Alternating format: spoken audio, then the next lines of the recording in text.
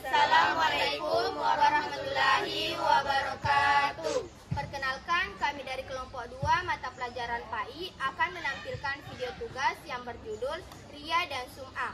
Pertama-tama, perkenalkan anggota kelompok kami. Yang pertama, Perkenalkan, saya Nisla Muti. saya Daca Putri. Saya Laura Naisila Alifah Nur Bahri.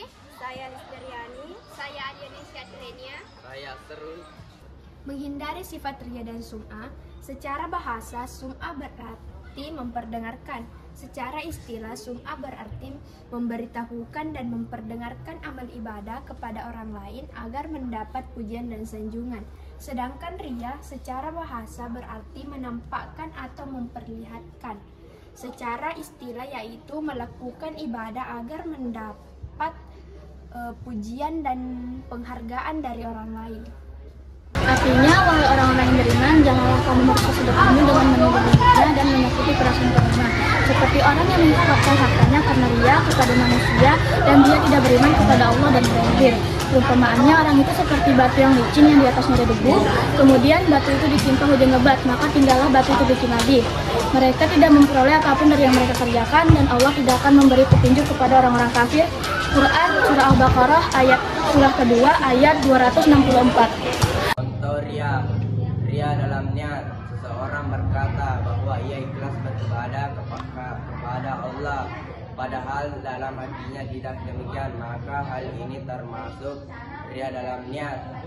Ria dalam perbuatan. 1. Seseorang memperlihatkan badan yang kurus dan wajah yang pucat agar disangka orang Ciri ria dan sum'ah. 1. Selalu menyebut atau kita amal baik yang pernah dilakukan. 2. Beramal hanya sekedar ikut-ikutan bersama orang lain. 3. Malas atau enggan melakukan amal soleh apabila tidak dilihat oleh orang lain. 4. Melakukan amal baik apabila sedang berada di tengah khalayak ramai. 5. Amalnya selalu ingin dilihat dan dengar agar dipuji oleh orang lain.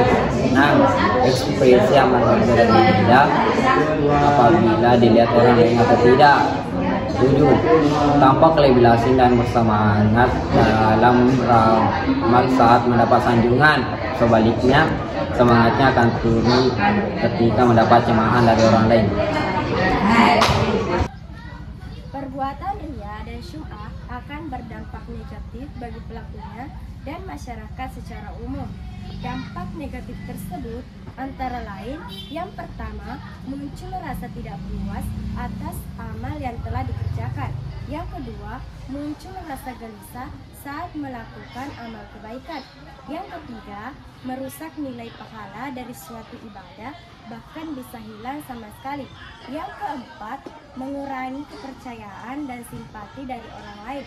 Yang kelima, menyesal apabila amalnya tidak diperhatikan oleh orang lain. Dan yang terakhir, menimbulkan sentimen pribadi karena adanya perasaan iri dan dengki. Mengingat dampak negatif dari perbuatan ria dan sum'ah yang telah dijelaskan oleh teman saya tadi, sudah seharusnya kita sebagai umat Islam menghindari sifat tersebut. Memang bukan hal yang mudah, karena seringkali manusia senang dipuji dan disanjung. Berikut cara menghindari sifat ria dan sum'ah. Yang pertama, meluruskan niat. Yang kedua, menyadari bahwa dirinya adalah hamba Allah. Yang ketiga, meminta pertolongan kepada Allah Subhanahu wa Ta'ala. Yang keempat, memperbanyak rasa syukur. Yang kelima, memperbanyak mengingat kematian. Dan yang keenam, membiasakan hidup sederhana. Sekian video dari kelompok kami, lebih dan kurangnya mohon dimaafkan. Wassalamualaikum